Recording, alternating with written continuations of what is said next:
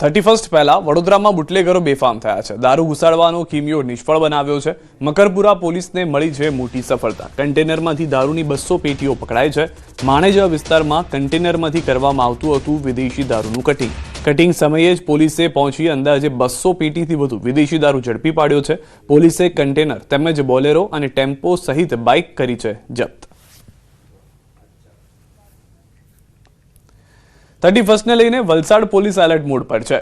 પાડોશી રાજ્યની સરહદો પર ચુસ્ત પોલીસ બંદોબસ્ત ગોઠવાયો છે। જિલ્લામાં 36 જેટલા પોઈન્ટ ઊભા કરી વાહન ચેકિંગ હાથ ધરવામાં આવ્યું છે। Party plot, farm house, hotel પર પોલીસની બાજ નજર છે।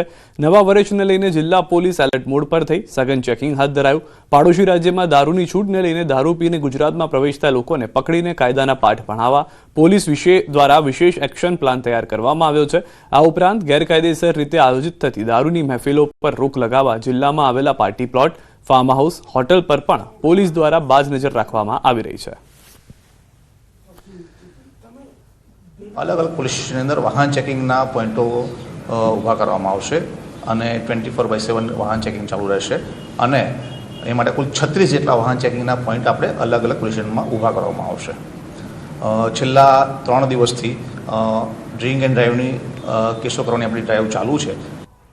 બુટલેગરો દારૂ છુપાવવા અવનવા પેંતરા અપનાવે છે। ત્યારે યુપીના શાહજહાંપુરમાં દારૂના તસ્કરોએ નહેરમાં પ્લાસ્ટિકની થેલીઓમાં દેશી દારૂ છુપાવ્યો હતો। લોકોની માંગ મુજબ દારૂનું વેચાણ કરતા જોકે કોઈ કારણોસર દેશી દારૂની થેલી કિનારે આવી હતી અને એક સ્થાનિકના હાથમાં આવી હતી। નહેરમાંથી દારૂ મળી આવ્યો હોવાના સમાચારથી હોબાળો મચી ગયો।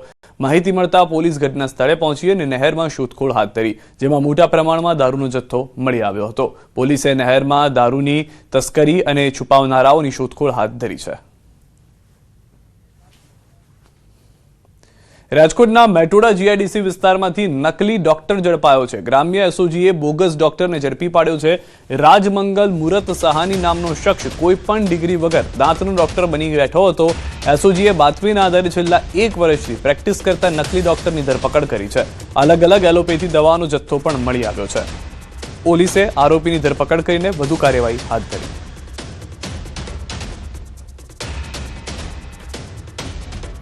દાહોદ પોલીસે ચાઇનીઝ દોરી ઝડપી પાડી છે। દાહોદ બી ડિવિઝન પોલીસે પ્રતિબંધિત ચાઇનીઝ દોરી વેચનાર વેપારીને ઝડપી પાડ્યો છે। દાહોદમાં ગોદી રોડ ગણેશ સોસાયટીમાં રહેણાંક મકાનમાં સંગ્રહ કરી રાખેલ પ્રતિબંધિત ચાઇનીઝ દોરી ઝડપાઈ છે। પોલીસે ખાનગી બાતમીના આધારે રેડ કરી મુદ્દામાલ જપ્ત કર્યો। પોલીસે વેપારી પાસેથી કુલ 86 નંગ ચાઇનીઝ દોરીના ફિરકા ઝડપી કુલ 43,000નો મુદ્દામાલ કબજે કર્યો છે। વેપારી સામે ગુનો નોંધી પોલીસે કાર્યવાહી હાથ ધરી। સુરતના અલથાણમાં મેડિકલ સ્ટોરમાં ચોરી। નવા ખુલેલા મેડિકલ સ્ટોરમાં તસ્કરોએ ચોરી કરી છે। 50,000ની રોકડ સાથે 6 ચોકોબાર આઈસ્ક્રીમની પણ ચોરી કરી છે। તાળા તોડવામાં 40 મિનિટ, ચોરી માત્ર 5 મિનિટમાં પતાવી દીધી છે। 50,000 રોકડા, મોબાઈલ ફોન અને દુકાનનું શટર નુકસાન કર્યું છે। 3 શખ્સોમાંથી 2 અંદર, 1 બહાર નજર રાખી ચોરીની સમગ્ર ઘટનાને અંજામ આપી ચૂક્યો છે। સીસીટીવીમાં કેદ થયેલા દ્રશ્યો આપ જોઈ રહ્યા છો। પોલીસે સીસીટીવીના આધારે તસ્કરોની શોધખોળ હાથ ધરી છે। તો હાલમાં અલથાણામાં મેડિકલ સ્ટોરની અંદરના દ્રશ્યો છે। નવા જ ખુલેલા મેડિકલ સ્ટોરમાં તસ્કરો આ રીતે ત્રાટક્યા હતા, ચોરી કરી હતી। 50,000ની રોકડ સાથે 6 આઈસ્ક્રીમની પણ ચોરી કરી હોવાની જાણકારી મળી રહી છે। તાળા તોડવામાં 40 મિનિટ લાગી, પરંતુ માત્ર 5 મિનિટમાં ત્યારબાદ ચોરી કરી અને ત્યાંથી ફરાર થઈ ગયા હતા। જેવા જ દુકાનના માલિક આવ્યા, તેઓ પણ ગભરાઈ ગયા હતા સમગ્ર પરિસ્થિતિને જોઈને। ત્યારબાદ તેઓએ પોતાની અંદર લગાવવામાં આવેલા સીસીટીવીને દુકાનમાંથી ચેક કરતા ખ્યાલ આવ્યું કે કેટલાક ચોર અંદર ઘૂસ્યા હતા। વધુ માહિતી ન્યૂઝ 18 સંવાદદાતા કીર્તેશ પાસેથી મેળવીશું। કીર્તેશ, ફરી એક વખત પોલીસની જે નાઇટ પેટ્રોલિંગની પરિસ્થિતિ છે તેની સામે સવાલ ઉભા થઈ રહ્યા છે। નવી જ દુકાન હજી બની છે અને ત્યાં પણ ચોરીની શરૂઆત થઈ ગઈ। બિલકુલ, શિયાળાની જમાવટ નથી થઈ ત્યાં તો ચોરોએ પોતાની ચોરી જમાવટ શરૂ કરી દીધી છે।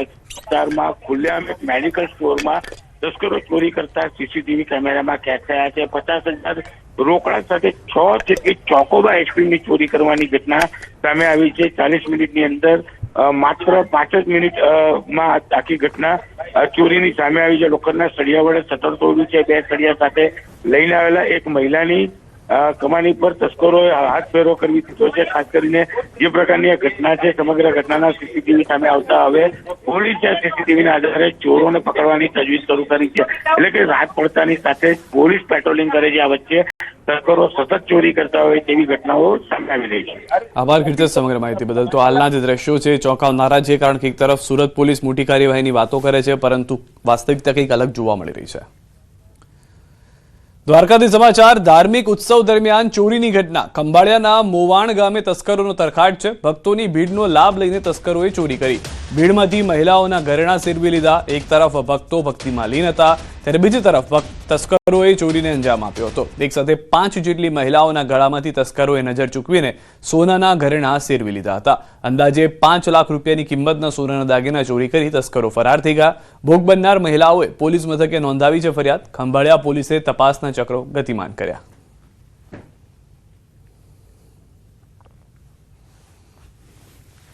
બનાસકાંઠાના પાલનપુરમાં વિદ્યાર્થી પર હુમલાનો મામલો. પોલીસે હુમલો કરનાર એક સગીર સહિત 4 શખ્સોને દબોચી લીધા છે.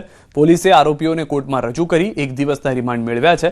4 લોકોએ ડેરી રોડ પર વિદ્યાર્થી પર છરી વડે હુમલો કર્યો હતો. પોલીસે સમગ્ર મામલે વધુ તપાસ હાથ ધરી છે.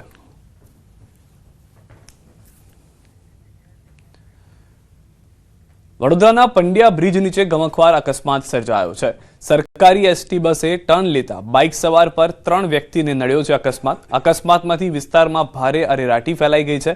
અકસ્માતમાં એકનું મોત થયું છે, જ્યારે 2ને ઈજા પણ પહોંચી છે. ઈજાગ્રસ્તોને 108 એમ્બ્યુલન્સ દ્વારા હોસ્પિટલ ખસેડવામાં આવ્યા છે. પોલીસે બસ ચાલક સામે તપાસ શરૂ કરી દીધી છે. એસટી બસે ટર્ન લેતા બાઇક સવાર 3 વ્યક્તિ અડફેટે આવ્યા હોવાની હાલમાં જાણકારી મળી રહી છે.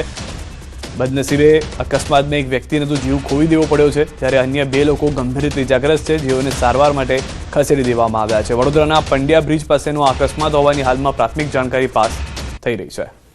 દ્રશ્યો પણ આપ જોશો, જે બતાવી શકાય તેવા પણ નથી, કારણ કે જે ગંભીર રીતે અકસ્માત થયો છે તેની અંદર બસ ચાલક જે હતા તે પણ જોવા મળી રહ્યા છે. જે વાહન ચાલક હતા તેના પણ નંબર પ્લેટ મળી આવી છે.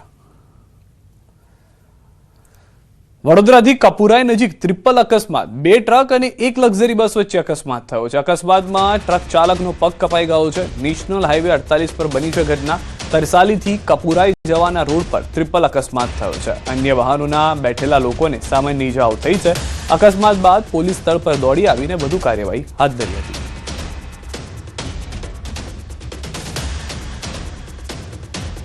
તો વડોદરાના કપુરાઈ નજીકના ટ્રિપલ અકસ્માતના દ્રશ્યો પણ આપ જોશો તો કઈ રીતની પરિસ્થિતિ ટ્રકની છે તેનાથી જ ખ્યાલ આવશે કે કેટલો ભયંકર અકસ્માત થયો હતો.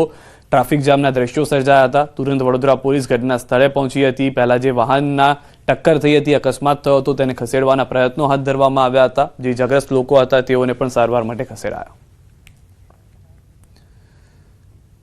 હૃદયને લગતી બીમારીમાં થયો છે ચિંતાજનક વધારો. રાજ્યમાં હૃદયને લગતી ઇમરજન્સી કેસમાં 12% વધારો થયો છે. વર્ષ 2025માં હૃદયની બીમારીના 96,000 કેસ નોંધાયા છે. અમદાવાદમાં 108 ઇમરજન્સીમાં હાર્ટ ઇમરજન્સીના 26,000થી વધુ કેસ નોંધાયા. ઠંડીની મોસમમાં હાર્ટની તકલીફના કેસોમાં 10% વધારો થાય છે.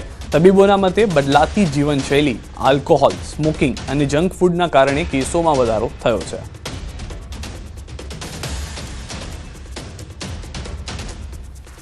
બદલતી જીવનશૈલી એટલે લોકોની લાઈફસ્ટાઈલ બહુ ખરાબ થઈ ગઈ છે. મોટાપો વધી રહ્યો છે, ધૂમ્રપાન વધી રહ્યો છે, મેન્ટલ સ્ટ્રેસ વધી રહ્યો છે, ફિઝિકલ જે એક્ટિવિટી કરવી જોઈએ એ ઓછી થઈ રહી છે અને બહારનો જંક ફૂડનું પ્રમાણ બહુ વધી રહ્યો છે.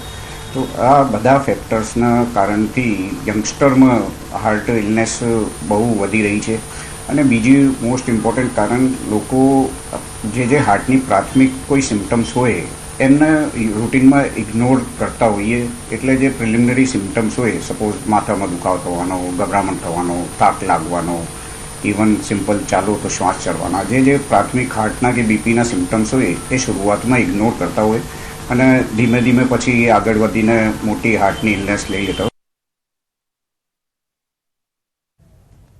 તો વર્ષ 2025માં હૃદયની બીમારીના કુલ 96,000 કેસ નોંધાવા જે ખૂબ જ મોટી વાત છે, કારણ કે જે રીતે હૃદય રોગના બીમારીના દર્દીઓ વધી રહ્યા છે તે પણ ચિંતા ઉપજાવે છે.